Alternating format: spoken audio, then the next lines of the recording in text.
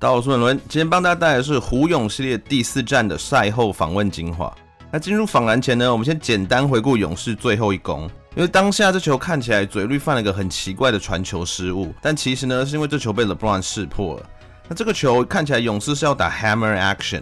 那 Hammer Action 是个很常见的战术，在 NBA 也流行非常多年了，连 GDP 时期的马刺都非常常打。那 Hammer Action 有非常多变化，但反正核心概念就是持球者在墙边，可能有掩护，也可能没有掩护，他会持球切入，那有机会当然可以自己上，或者是弱边大个子球员会帮接近底角的射手做类似 back screen 的掩护，那底角的射手一般就会在底线出现空档，这也是勇士在这球想要做出的空档。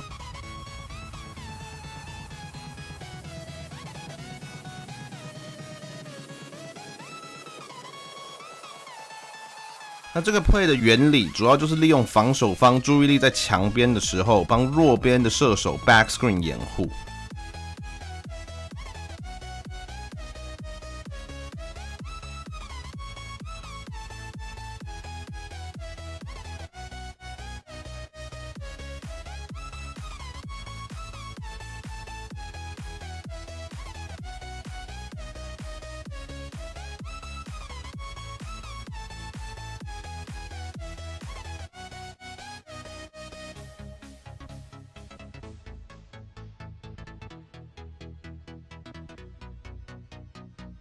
我们接着来看几球勇士自己跑的时候。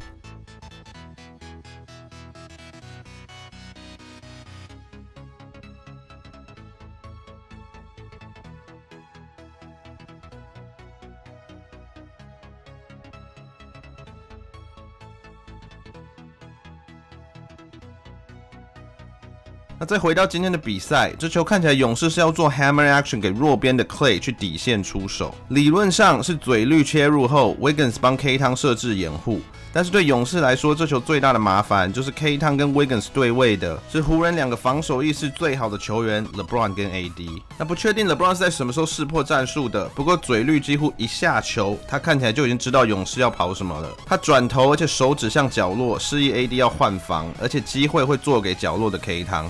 那之后就是大家看到的弱边 K 汤的机会一直没有出来，嘴绿切入太深后，机会还是没有出来，最后他只能硬把球往角落方向丢去，被 AD 抄掉。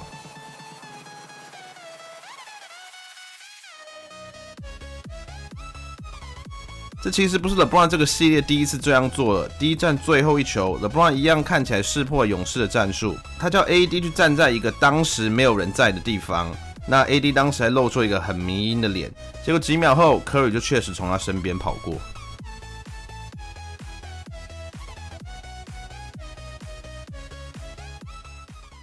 LeBron and AD, if I could get both your perspective on the communication between both of you on the defensive sequence where Draymond had the ball late in the game, you guys end up with, getting the ball without the Warriors getting a shot off.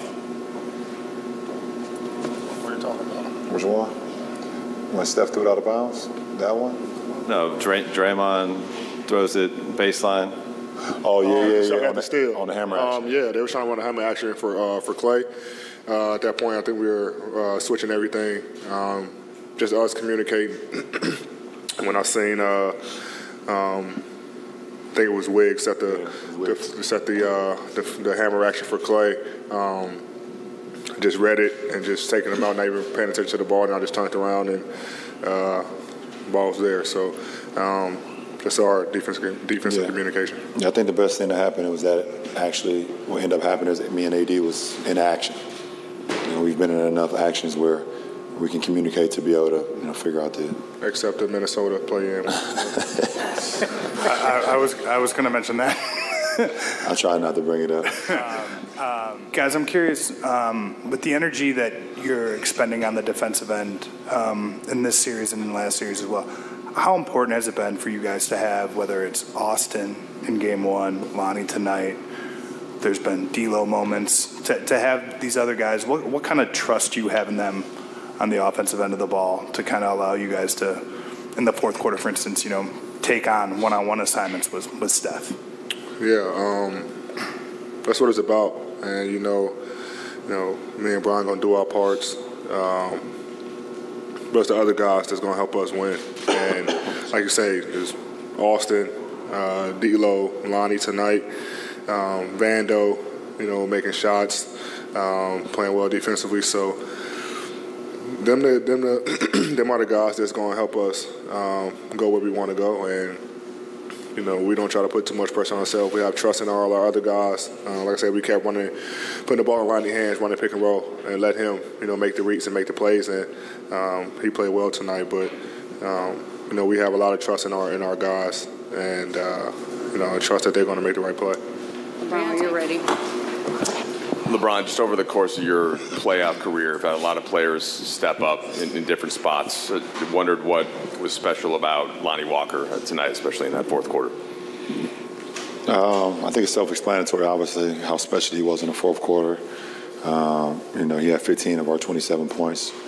But just more importantly, just like, my career, my 20-year career, I've seen a lot of young guys kind of lose confidence in themselves or lose themselves if they've, been in a rotation or started or had big minutes on the team, and then they get taken out of the lineup, because of certain situations or circumstances, whatever the case may be, and they just completely lose themselves, and, for him to be a young guy in this league and just consistently every single day showed up, been a professional, great energy, high character. It showed why he was able to, throw everything to the side and just be him tonight in that moment. And, the game ball definitely goes to him. We don't win without him. Hey, Lonnie, you hadn't taken a shot prior to that three that started the fourth quarter, go on to score 15 points. Can you just take us through how you kept yourself kind of emotionally steady there, what you were thinking, and how that built to the point where you were kind of carrying that offensive load throughout the period?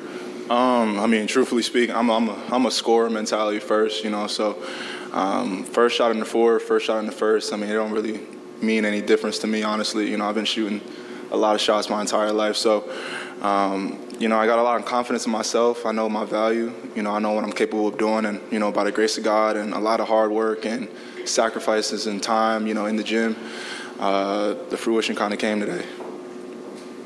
Jovan. Lonnie, what does it feel like to have a moment like this after obviously not being in the rotation the last couple months, and then to come in the way you did, Game 3, impact the game on both ends, then have a moment like this where you kind of take over in the fourth? The greatest feeling you can ever imagine. As a kid, this is something I've been dreaming of doing, not just being a part of the playoffs, but impacting it, yet alone winning the playoffs. And I'm truly proud of myself. It really shows my capabilities and just my mental fortitude. I think the hardest thing of, being able to play a lot and then not playing at all is sticking with it. There's a lot of uncontrollable things that you can't control. And you just got to take it day to day, stack the days, and every single day you're trying to be better than who you were yesterday. So that's what I'm always trying to accomplish, is just reach my best self.